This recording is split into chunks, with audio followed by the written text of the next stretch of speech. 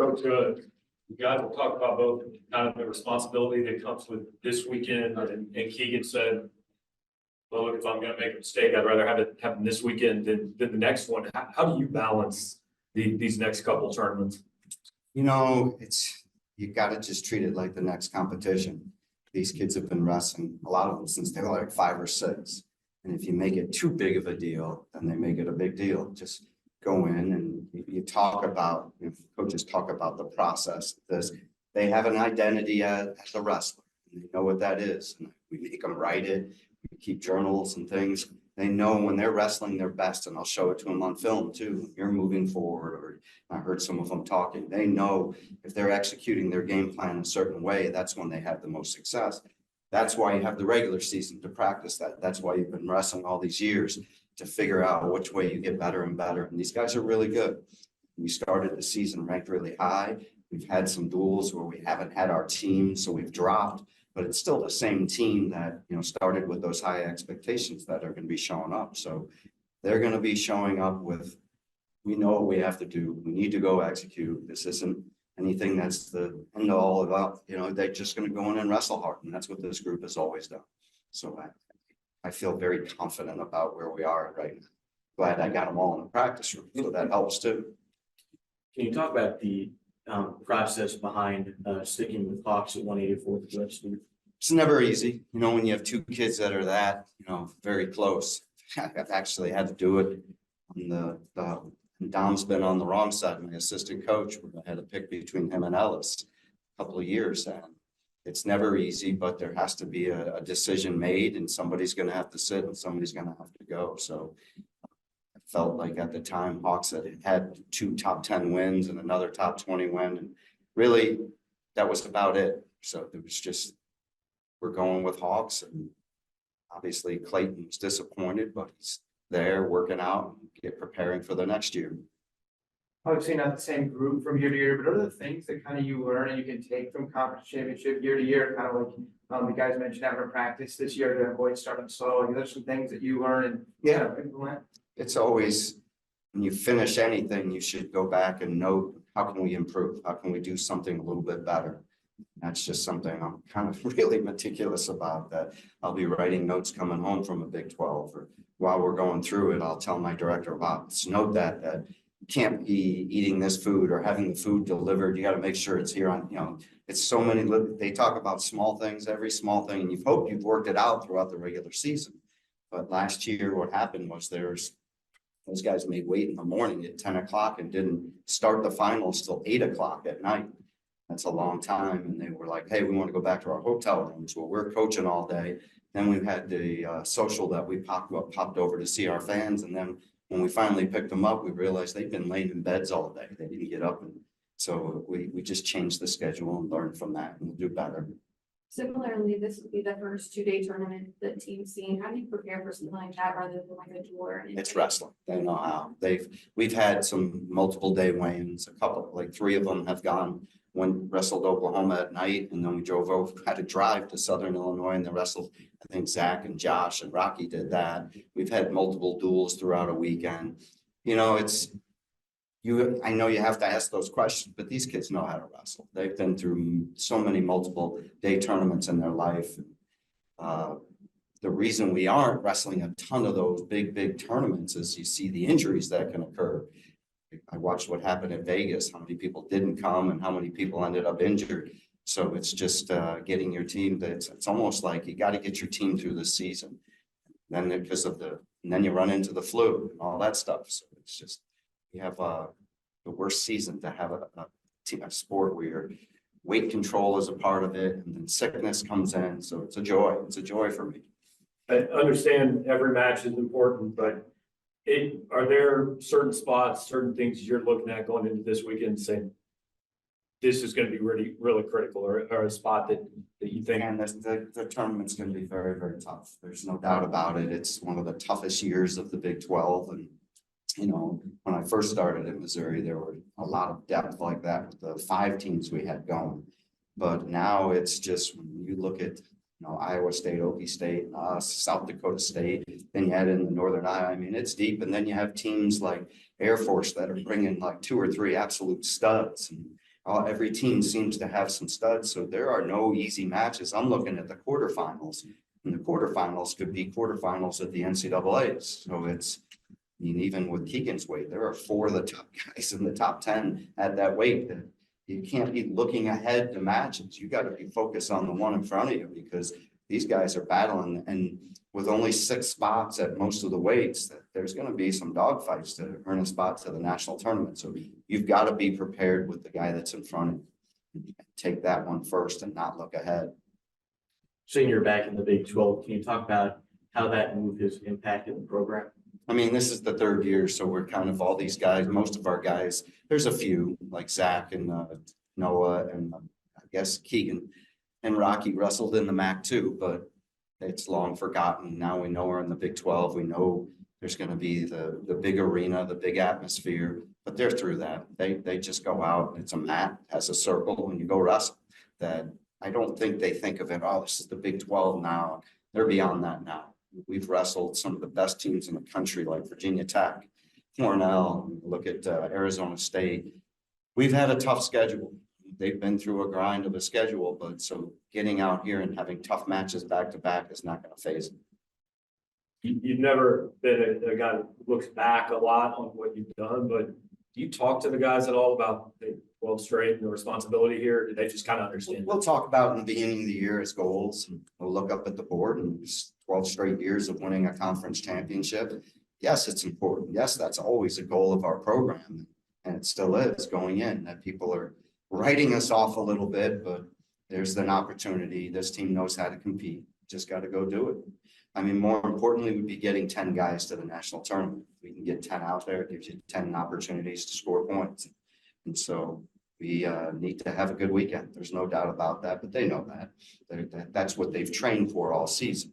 All the drills, all the things of writing things in journals, the weight training, the summer workouts, everything now comes to this that, all right, let's go do this. We've got to perform now. Program hasn't been, to use your words, written off very much. No.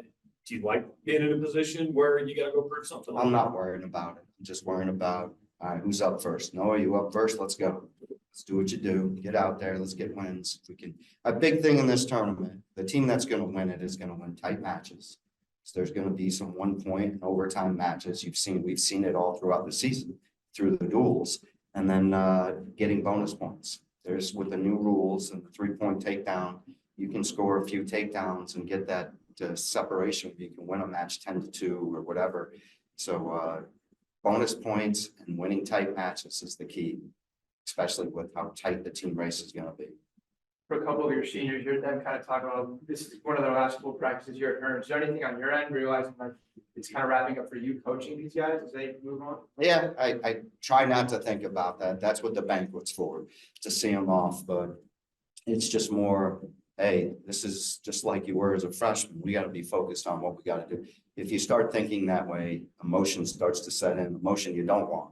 And that emotion's always going to be there, bottled up. You let that out at the banquets when guys talk. We're focused on winning a conference title. It's important to us. We're going, and when we step on that bus to go to Tulsa, it's a business trip, and we're going down there to win the darn thing. And these kids know how to do that. Gabe Lohr and Logan Joffrey back in the lineup. Can you talk about having them back at an important time with this? Oh, I'm excited for Cade. I mean, that was an uncontrollable, something that happened. Got sick for Okie State, and then he went through an unfortunate incident. I brought him on the trip to Iowa State just to get some, so he was with us and staying a part of the team. And his practices started off kind of ugly. And then as we hit Sunday before Iowa State, it got better, Monday better. And then this whole week now that he's had has been just awesome. It's the old Cade, maybe even a step better because he's so dialed in. So I'm excited to see Cade hit the mat because he's a dangerous dude, we know. And then Logan's just, we didn't know if he was going to be able to wrestle. And every day it just progressed and got better and better. And it's been about 5 weeks now. And he's been wrestling on the mat now. So he's ready to go. I'm excited.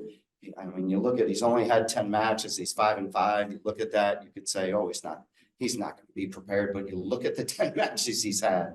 Every one of those guys is lights out good. He battled with every guy. And so he has no fear. And another thing I always tell, like one of the things I was telling the young kids before they stepped on the mat, think about your practice room and the talent you have in your practice room. Sometimes those matches are tougher than what you're going into. And our guys know the preparation they get with their teammates builds the confidence that the way they, who they get to train with. So that's an important thing they keep in the back of their mind. What is the mood in the room been like, kind of leading up to conference and nationals?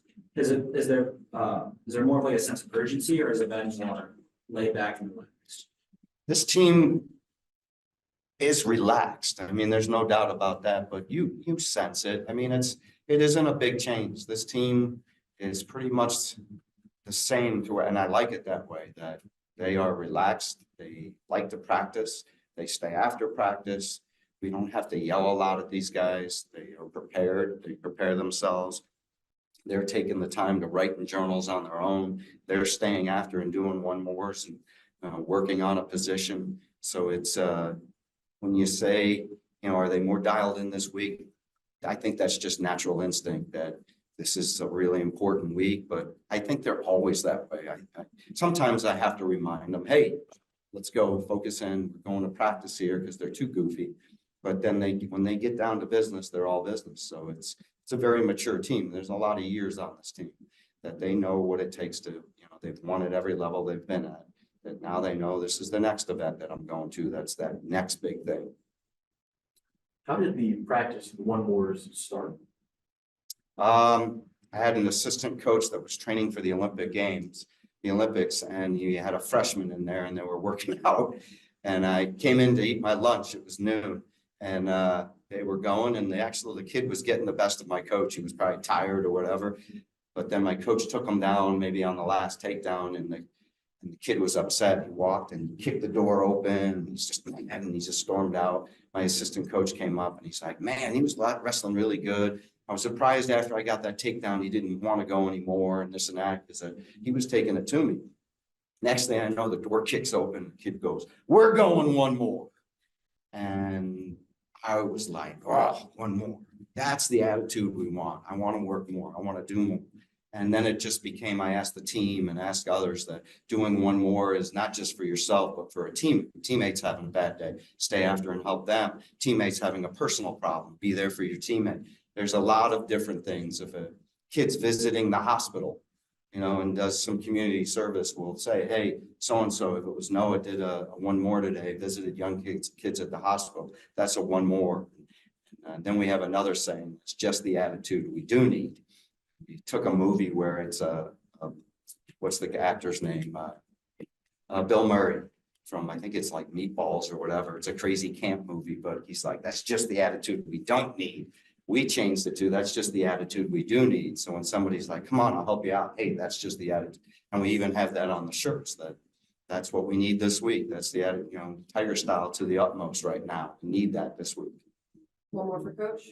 Having those younger guys in those last 4 matches, how have you been able to see them adjust and show that future of Tiger style after these seniors do leave the mat? Yeah, they were challenged in a big way, but they walked off the mat disappointed, but also, man, here's what I got to do. And that's what I love about it. I think it was Jay Conway came off and battled the top 10 kid, lost, and, didn't have his best match, but he was battling out there. And he's like, man, I just felt the pressure. I haven't felt too often, and this and that, but he was talking through what he needed to do. And that's what you want. You want to put people in uncomfortable, situations like that. And if they figure out, man, I've got to grow from this, get better, then it's worked.